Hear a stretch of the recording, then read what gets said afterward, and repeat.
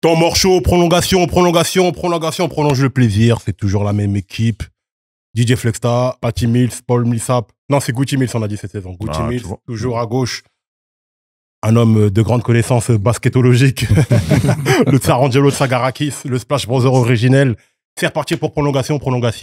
C'est temps mort chaud, mais dans une version plus cool, plus légère, où on va s'écarter un petit peu du terrain, parler de ce qui se passe un petit peu autour. Mais aujourd'hui, on est toujours avec la grande, l'unique, la seule, la future médaille d'or.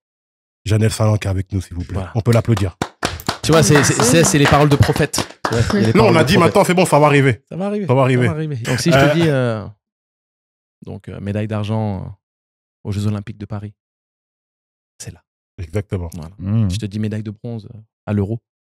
C'est là. Je te dis championne de France. C'est là aussi. Championne d'Italie. C'est là.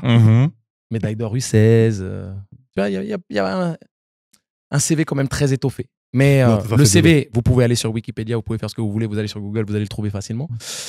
Janelle Salan, c'est déjà un honneur de t'avoir avec nous. C'est très intéressant de pouvoir se plonger un petit peu dans les coulisses du haut niveau professionnel. C'est pas tous les jours qu'on a l'opportunité de discuter avec les athlètes au plus haut niveau international, puisque c'est ton cas. Donc, moi, je vais rentrer dans le vif du sujet. On connaît ton parcours. On sait que tu as eu l'éclosion du côté de Villeneuve d'Ascq. Et donc, on a pu tous témoigner de ça. La Boulangère Wonder League en direct sur Sport en France, au passage. Si vous ne savez pas où trouver le basket féminin, c'est chez nous. Mais moi, j'ai envie de tout de suite attaquer avec une question auquel tu ne vas pas forcément t'attendre. J'ai envie que tu... C'est un piège ou c'est Non, pas du tout. Non, je pense que ça devrait mettre un sourire sur son visage. J'aimerais que tu me parles un petit peu du rôle que Shavante Zelus elle a eu dans ton éclosion. Je sais que... Tu regardes,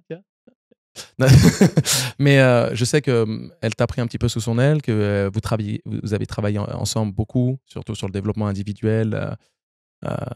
Quel a été l'impact d'une vétérante comme Shavante, qu'on ne présente pas. Shavante, c'est 13 saisons de WNBA, énorme CV. Énorme talent également, qui même à 40 ans continue à froisser les gens. Donc, raconte-nous un petit peu, parce que je sais que ça a été l'année de l'éclosion, mais en coulisses, j'ai pu comprendre que Shavante avait eu quand même un gros impact sur toi. Oui, franchement, je suis très reconnaissante d'avoir pu croiser son chemin. C'est quelqu'un de... je sais même pas par où commencer. Ça sent les c'est... soirées, les ambiances, les trucs, les machins. Non, je parle pas de soirée ou quoi que ce soit. Surtout non. Janelle.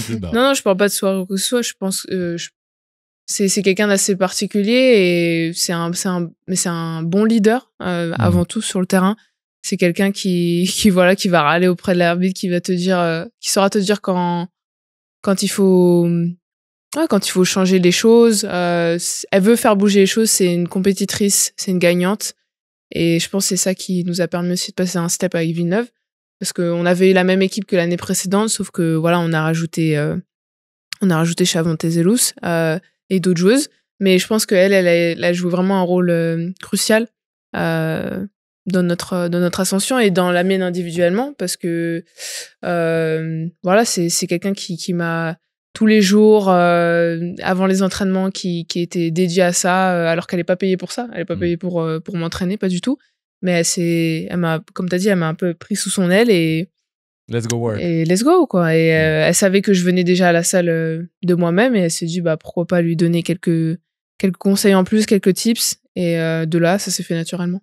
Et, les vets, ils font pas ça gratuitement. C'est ce que j'allais dire. Les vets, ils doivent percevoir quelque chose chez le jeune ou la jeune pour pouvoir prendre de ce temps-là, parce que il y a le lien affectif, bien entendu, mais au-delà du lien affectif, c'est pas simplement le gamin est gentil, on va travailler avec lui. C'est que on se dit ok, il en a envie. Le fait que toi tu avais cette culture d'aller à la salle par toi-même, elle a dit ok, I gotta help her. Ouais, franchement.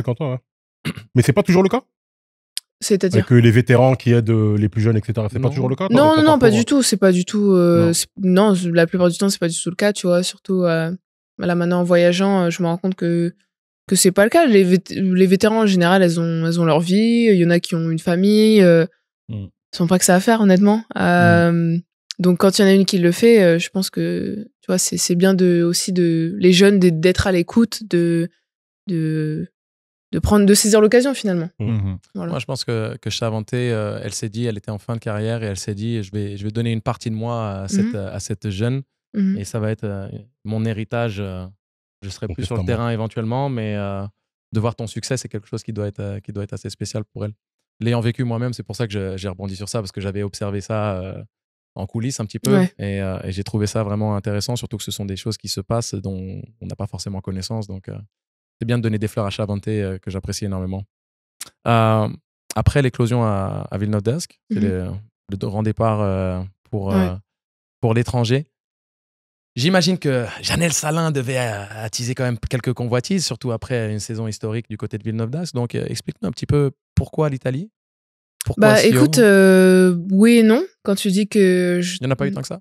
Il y a eu des offres. Après, je pense que les gens, enfin surtout, les clubs étrangers, ils voyaient pas encore ce que je pouvais donner dans un club étranger. Jamais une Française ou peu importe la nationalité, mais qui part de son pays, une joueuse qui part de son pays, finalement, on sait pas ce que ça peut donner. Ça peut aussi tout bonnement pas marcher.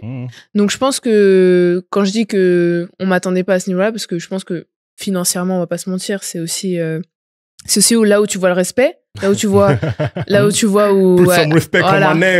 tu vois l'importance que tu peux avoir dans un effectif. Et je pense qu'il y a des clubs qui m'ont fait des propositions qui n'étaient pas forcément pas en tout cas ce à quoi je m'attendais. Et effectivement, Schio, financièrement, c'était là. Le projet avec le coach, c'était là aussi. Donc, on check toutes ces cases et finalement, j'atterris à Schio, qui était pas forcément ma destination favorite, on va dire, mais en fait en vrai je voulais juste aller à l'étranger, découvrir quelque chose d'autre de différent, pardon. Et voilà, je suis arrivée à Schio. Écoute, moi je pose une petite question encore avant de donner la main à Flexta, à Mills. Début de saison là, donc maintenant tu es à Prague, du côté de Prague, grosse équipe, un autre gros challenge, et il s'avère que tu joues contre Villeneuve d'Ascq, la Supercoupe. Donc, pour ceux et celles qui ne savent pas, la Supercoupe, c'est le vainqueur de l'Eurocup de l'édition précédente contre le vainqueur de l'Euroleague. Une sorte de trophée qu'on voit dans le foot, qu'on voit dans quelques championnats ailleurs. Et tu joues Villeneuve d'Ascq. Est-ce que c'est un match que tu appréhendes particulièrement, vu l'histoire que tu as avec le club, ou c'est juste another day in the office, tu sais, en mode Villeneuve d'Ascq ou toute autre équipe? Non, c'était très spécial. Je savais, dès que j'ai su... de toute façon, je savais que ça allait se faire. Je savais pas juste la date. J'avais peur de le louper à cause de la WNBA, ce qui était probable. Mais après, quand j'ai su que j'allais pouvoir y participer, tu vois, j'avais du bon stress, en fait. Et c'était juste un super sentiment de savoir que j'allais revenir là où tout a commencé. J'avais vraiment à cœur de montrer... regardez, voilà, voilà ce que je suis devenue grâce à vous. Et voilà, je voulais qu'on gagne déjà. Bon, voilà, c'est normal. Je voulais quand même gagner. Est-ce qu'il y a un match que t'as pas envie de gagner de toute façon? Oui, de toute façon, voilà, en général.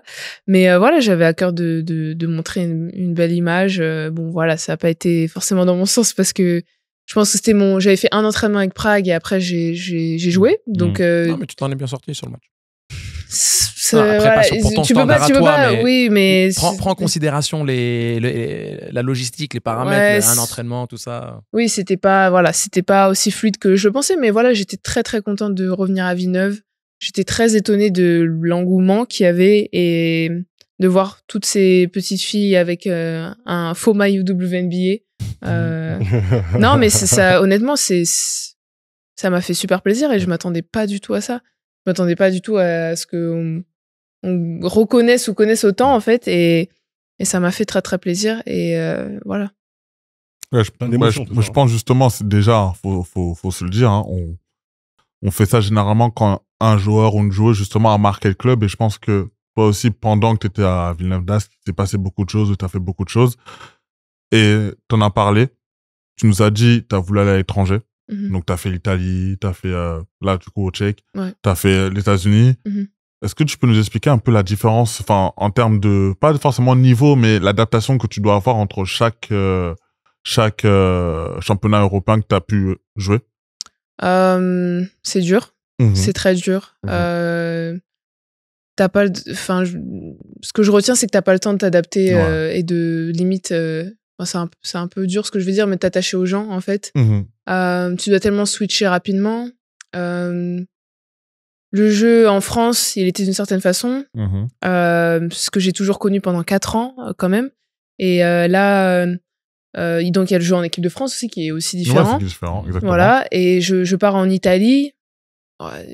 Tout change. Il y a plein de trucs que je faisais pas ou que j'ai jamais fait de cette manière. Donc faut se réadapter. À quel niveau justement? C'est-à-dire je dirais technique, tout simplement. Le coach, j'étais avec un coach grec et il avait ses principes. Très rigoureux les coachs grecs. Voilà, et en fait, voilà, tu meurs et tu vis par les mêmes principes et c'est différent de Rachid que j'ai toujours connu ou de Aimé. Donc mais tu vois, dans le basket masculin, on dit souvent que, par exemple, le championnat grec est très rugueux, très défensif. Le championnat espagnol, par exemple, le championnat grec, c'est aussi QI basket beaucoup, comme tu peux voir avec les coachs, leur approche du jeu et comment ils veulent aborder la chose. Le championnat espagnol, c'est jeu bonito, les jeux de passe, jeux déliés. Championnat français, peut-être le championnat le plus athlétique d'Europe. Ça court, ça va haut. Donc, c'est ça un peu, je pense aussi, la question qu'on te pose, c'est au niveau du style de jeu pratiqué. Là, tu es en République tchèque, tu as fait l'Italie, tu as fait la France. Tu peux nous donner un petit peu les nuances, tu penses, entre les 3 championnats, par exemple? En France, ça joue très physique. C'est très, très physique. Ça va pas forcément vite, mais c'est très physique. Dur. Championnat italien, c'est différent. Ça n'a pas la qualité du championnat français. Du coup, il y avait beaucoup de fois où c'était assez facile pour moi physiquement, où j'arrivais à m'en sortir avec juste mes qualités athlétiques et pas forcément des systèmes de jeu ou de la technique. Et aux États-Unis, c'est tout. Alors attention, tout, oui et non, parce que justement, en termes de qualité de jeu, de QI basket, pardon, c'est pas ouf. C'est pas non, enfin faut dire les termes, c'est pas génial, et je pense que la NBA c'est la même chose. Ça se démarque par il faut que ça aille vite, tout vite. Tu rates un panier, c'est pas grave, le prochain s'il est ouvert tu le prends. Next tout le temps. Ouais, en fait t'as les meilleures joueuses avec les meilleures qualités individuelles. Ouais, c'est très individuel. C'est très individuel. Il faut savoir limite se créer son tir. Pas tout le monde, mais il faut savoir le faire. Mais tu vois, il faut savoir tirer. T'es obligé. Tu peux pas. Dès que t'as pas de tir en WNBA, tu joues pas. C'est fou. Pas scorer. Tu joues pas, mais c'est véridique. C'est très intéressant. Justement, je veux rebondir. Justement, en 2025, t'as joué énormément d'endroits différents. T'as fait l'Italie. T'as fait l'équipe de France. T'as fait la WNBA, où c'était nouveau pour toi. On en parlera un peu plus tard. Là, ça fait peut-être 4 championnats différents que tu as abordés en une année civile, encore, elle n'est même pas terminée. Comment toi, psychologiquement et aussi techniquement, tu as pu te préparer à tous ces changements? En plus, tu nous dis que c'est très différent sur chaque endroit où tu vas jouer. Comment toi, tu te prépares mentalement? Et est-ce que tu as un truc en particulier pour te préparer, ou, comme tu as dit, pas s'attacher, tu n'as pas le temps de t'attacher, mais comment tu as préparé tout ça? C'est ce que j'avais dit dans une autre interview, c'est que t'as pas le temps forcément de te préparer. Ma dernière préparation entre guillemets que j'ai fait, c'était avant les JO. D'habitude, je suis quelqu'un qui travaille beaucoup l'été. Là, t'as pas pu. Là, j'ai rien pu faire, et en fait, c'est ce que j'expliquais, c'est que le travail il se fait tout au long de l'année, et en fait, c'est un petit peu chaque jour. Pas long forcément, mais il faut que j'en fasse un petit peu chaque jour, un petit peu. C'est tous les jours de la rigueur, de la discipline. Que ce soit séance de muscu et après travail individuel, c'est tous les jours. À rigueur. Voilà. Et en fait, c'est ce qui me permet de me préparer. Mentalement, j'avais l'habitude de travailler avec une sophrologue. Bon, on a fait un travail bien avancé, donc du coup, je peux aujourd'hui me débrouiller un peu plus toute seule. Et en fait, j'ai des techniques que je mets en place, tout simplement avant les matchs, et ça me permet de me concentrer, d'être dans ma bulle. Et voilà, de rebondir aussi quand ça va mal. Du coup, les rituels, c'est comme Zidane, là, toujours la chaussette jaune, la chaussette gauche, toujours. Non, je suis un peu superstitieuse, mais pas par rapport à ça. Non. Pas à ce point-là. Non, mais moi, c'est intéressant ce qu'on dit, parce que même d'avoir ton regard. Pour toi qui le vis de l'intérieur, moi, j'ai une question, en fait, franche. On a cité tous les pays que tu as fait. Moi, c'est le hors-terrain et l'environnement. Toi, la bouffe, les gens, le truc et tout. Comment tu arrives à faire abstraction de tout ça et rester performante malgré tous ces trucs-là? Parce que les États-Unis, c'est pas l'Italie, c'est pas la République tchèque, le truc. C'est différent, Comment tu arrives à faire abstraction de tout ça? Je suis très reconnaissante et je suis consciente surtout de la chance que j'ai de faire ça et que c'est pas tout le monde qui le vit. Du coup, même quand j'ai envie d'arrêter, quand j'ai envie de tout casser, de tout envoyer chier, en fait. Pardon, c'est un peu grossier, mais voilà. Non, t'inquiète pas.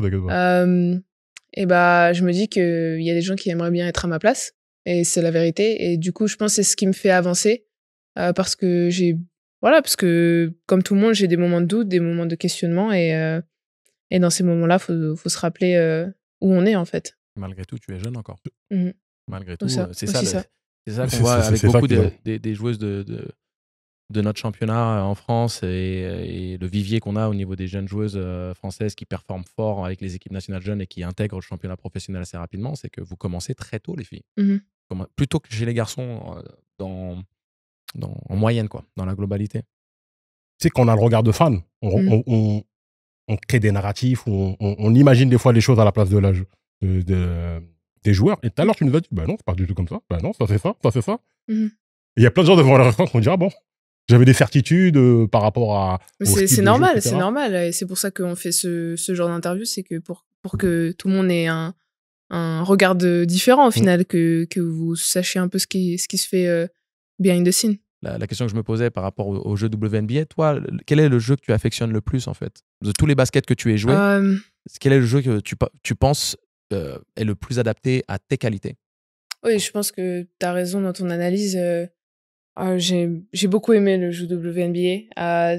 Après, voilà, il y a des côtés un peu moins bien, c'est-à-dire que, comme on a dit, c'est un jeu basé sur l'individualité. Et du coup, bah, quand tu as des individualités dans ton équipe, tu vois, il n'y a qu'un ballon au final.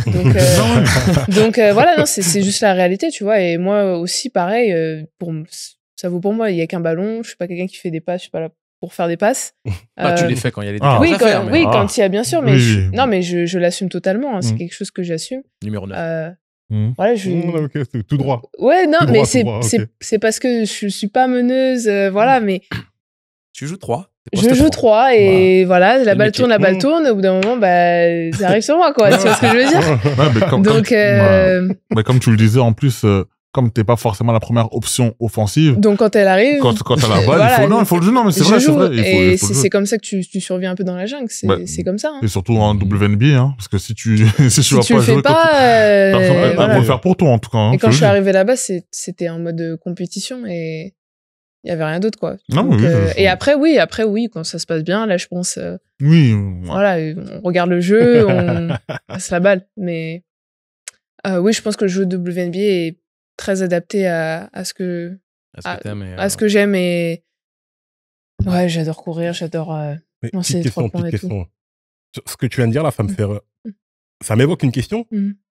C'est que j'ai l'impression que c'est aussi comme ça que tu as gagné le respect de tes coéquipières. Oui, parce que au début je les mettais pas mes paniers, donc du coup bah forcément tu râles, mais c'est comme ça partout. Tu fais pas la passe et tu mets pas tes paniers. Ah bah oui. Donc là il y a un problème.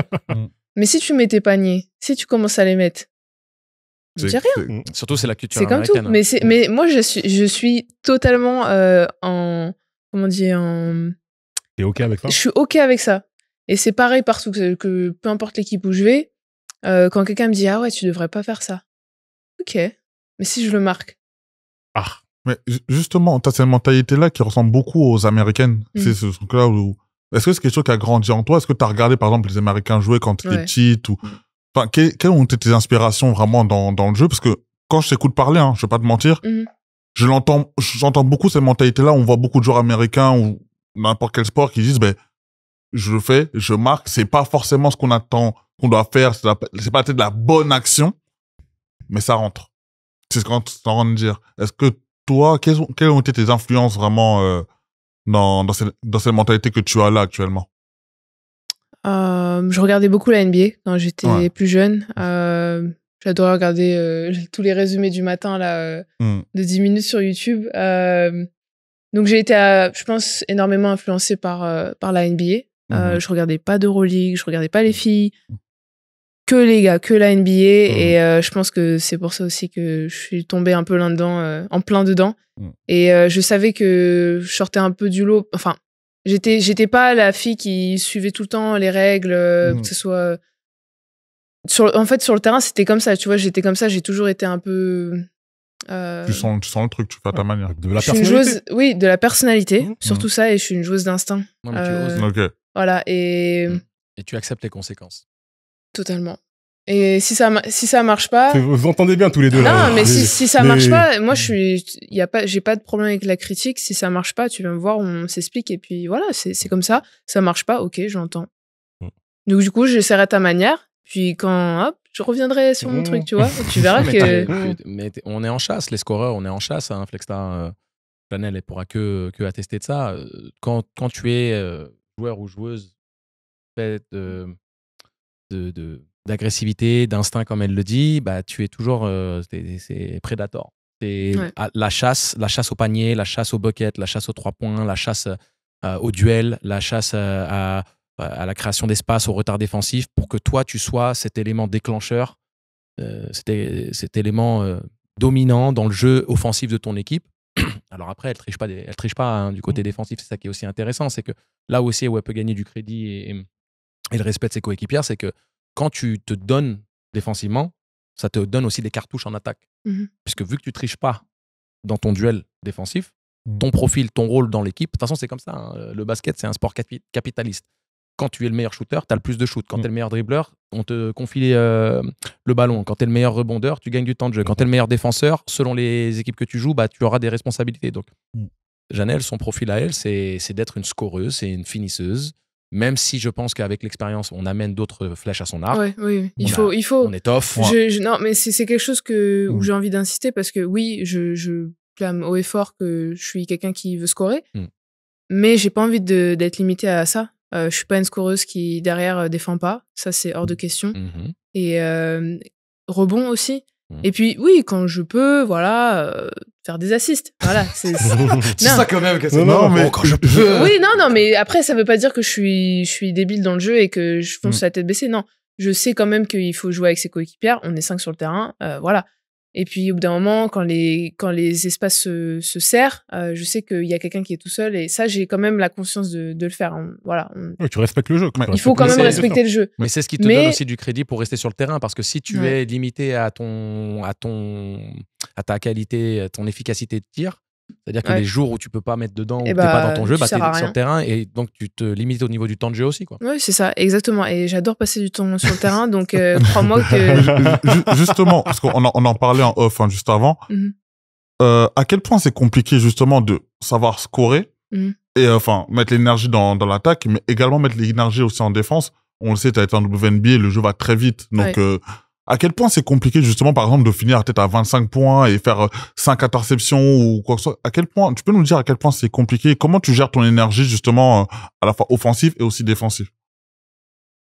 Je pense que je suis motivée par le fait que je veux pas sortir, tout simplement. Mais aussi après en WNBA c'était différent parce que je défendais vachement sur des intérieurs, donc des postes un peu plus lentes. Donc je me reposais un peu plus que je le faisais en Europe, par exemple. Et c'était plus physique, tu vois, c'était plus physique, moins rapide, mais plus physique. Ok, d'accord. Donc c'est différent. L'énergie dépensée. Et puis à Golden State, c'était un type de défense qui était quand même basé sur l'aide, sur l'entraide, où tu te fais passer, ou tu sais, t'as la grosse joueuse, bah il faut que quelqu'un soit dans le gap et t'aide. Donc c'était moins énergivore que, par exemple, en Europe, où là, vraiment, c'était quand même du 1 contre 1 en défense, tu vois.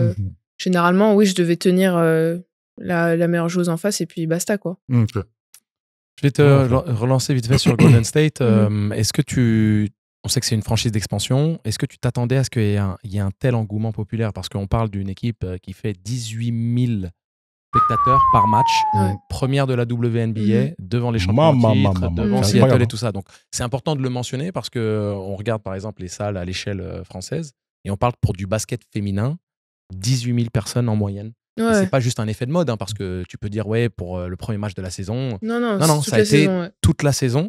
Donc, tu t'attendais à un tel engouement quand tu signes? On vous avait prévenu qu'ici, parce que je connais très bien la région, hein, c'est un peu mon QG là-bas, Auckland et San Francisco.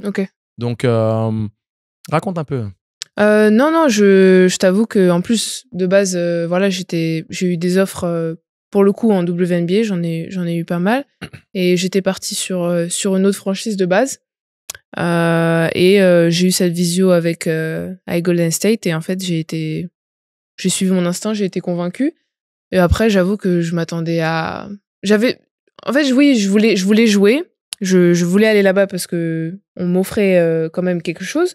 Mais je m'attendais pas à ce que ça marche aussi bien, qu'il y ait un engouement de fou avec le public. Je m'attendais à rien de tout ça. J'avais pas autant d'attentes que ça par rapport à ça, tu vois.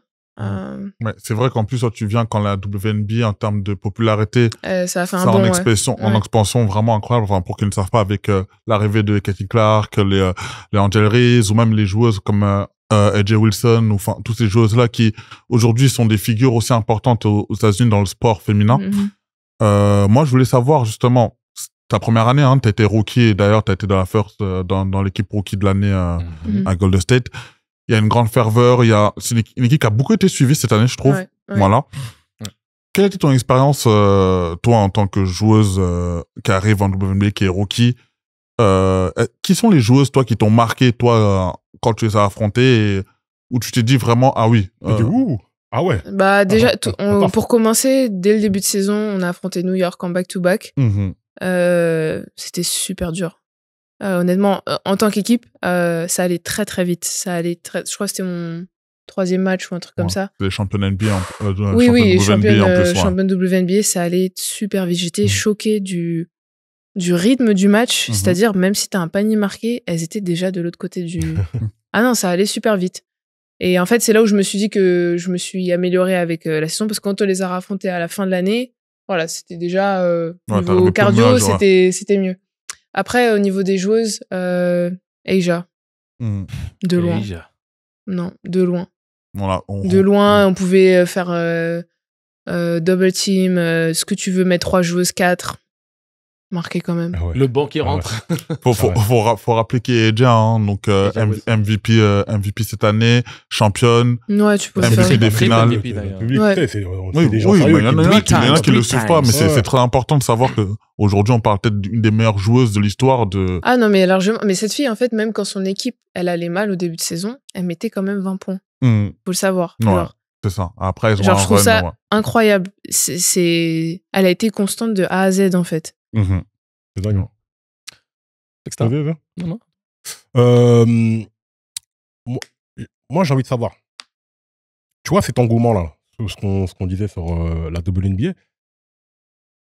ça fait quoi mentalement de savoir que maintenant, ça y est, c'est plus devenu une ligue, entre guillemets, confidentielle. Les audiences sont triplées, quadruplées, décuplées pour certains. Ça donne la grosse tête à certaines personnes. En dehors du terrain, vous êtes plus reconnus dans la rue. Qu'est-ce que ça fait d'avoir un truc beaucoup plus big qu'avant à ce niveau-là, au niveau médiatique? Moi, j'ai pas il y a rien qui a changé pour ma part, en tout cas. Moi, je suis loin de ce que je veux être en plus, donc je trouve que ça serait un peu bête de prendre la grosse tête à ce moment-là, tu vois. Mais du coup, ça te donne des perspectives d'évolution pour le futur oui, de ta carrière, bien sûr. Non, bien sûr. Ça me donne beaucoup de pistes à explorer. Ça me donne encore plus faim. Voilà, ça me donne envie de travailler encore plus. Enfin, tout est décuplé au final. Donc, justement, tu me parles de travailler plus. On sait que tu étais avec les copines, hein, une triplette d'internationales françaises du côté des Valkyries. La dynamique de travail au quotidien, justement, en WNBA, elle est totalement différente. Vous voyez, les gars, c'est WNBA, NBA, même challenge. Donc, on ne peut pas s'entraîner. Non. Vous faites du travail individuel. Hein, c'est ça. Vous avez des concepts qui sont mis en place, mais c'est plus des walkthroughs, comme ils disent. Hein. On marche, on met des concepts. Ils comptent sur votre intelligence de jeu et votre maturité pour pouvoir mettre en application. Mais vous êtes beaucoup plus dans une sorte d'autonomie individualisée. Donc, comment est-ce que vous vous êtes adaptés, vous les Françaises, à un truc qui est totalement différent de la culture européenne, et différent de ce que vous faisiez au quotidien que ce soit en Euroleague ou en France, quoi. Très bonne question, parce qu'on s'est pas adapté, surtout Carla et moi, au début, parce qu'on était que toutes les deux. On n'arrêtait pas d'en parler, de s'énerver, parce que c'est pas possible, quoi. Enfin, surtout quand tu fais un mauvais match. Je pense que Carla et moi, on fonctionne de la même manière. On a envie d'aller à la salle, de shooter, de s'entraîner, de faire quelque chose, quoi. Et en fait, ils nous obligeaient. Non, t'as pas le droit. Genre, t'as pas le droit. Et tu peux jouer 15 ou tu peux jouer 35, c'est la même chose. Si tu joues 0, tu peux négocier. Si tu joues un peu plus de 0, c'est mort. Et ça, c'est quelque chose que j'avais beaucoup de mal à accepter, surtout à mon retour d'équipe de France, où c'était dur de reprendre dans l'effectif, où j'ai enchaîné quelques contre-performances. Et en fait, moi, je me suis énervée. Je leur ai dit, écoutez, il faut que je joue, il faut que je m'entraîne, il faut que j'ai du contact à l'entraînement, parce que je peux pas aller jouer un match sans avoir d'entraînement, quoi. Mais c'est quelque chose que, après, quand tu joues 35, tu peux pas.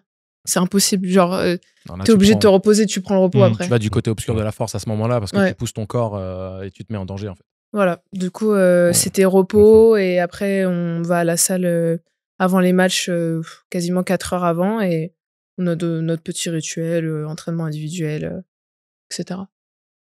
J'imagine quand c'est énervé. Moi, je veux jouer. Non, ça doit être intéressant à ce niveau-là. Bon. Est-ce que, c'est un peu tôt pour le dire, mais est-ce que déjà le contact avec le monde du basket, les États-Unis, tout est beaucoup plus grand, etc. Est-ce que déjà tu commences à te dire, je me verrais bien après carrière faire ceci, faire cela, etc. En termes de business, en termes de reconversion. Ah, reconversion. Je veux plus être dans le basket après. Ah, quand j'ai fini, j'ai fini. Oh. Ah, je suis désolée. It's over now. C'est très intéressant ce que tu dis, parce qu'il y a plein de gens qui sont dans le foot, notamment, je sais plus c'est quel grand joueur qui avait dit ça là. Il a dit mes enfants, je veux pas qu'ils soient dans le foot. T'as des artistes qui disent pareil, je veux pas que mes enfants soient dans la musique et tout. Après, je peux comprendre, parce que tu es dans le basket depuis tellement d'années. C'est beaucoup. Je trouve que c'est mentalement c'est dur. C'est très très dur d'être toujours en compétition, d'être toujours confronté au jugement des autres, à la comparaison, aux critiques. C'est très dur. Et en fait, c'est quelque chose dont j'ai pas envie de.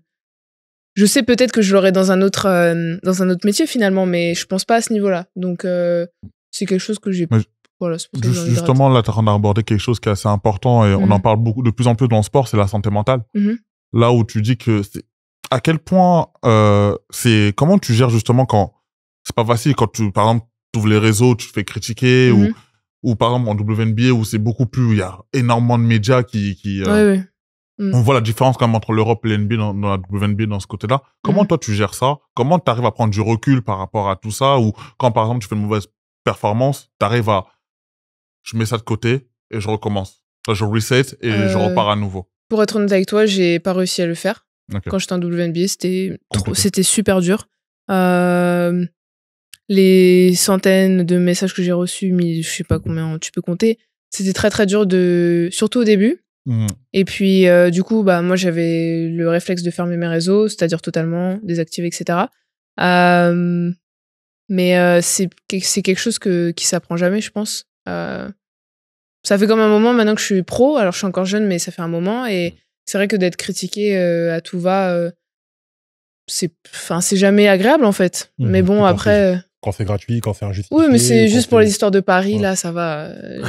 Genre, c'est bon, quoi. Genre. Non, mais je suis désolée. Sur ce sujet-là. Non, mais je trouve que c'est un peu débile, quoi. Oui, profondément. Oui. Après, voilà. C'est bon. Là, on est dans l'ère des réseaux. Oui, après, bon, ça, c'est un autre débat. Voilà, écoute, ils se font de l'argent sur nous, tant mieux.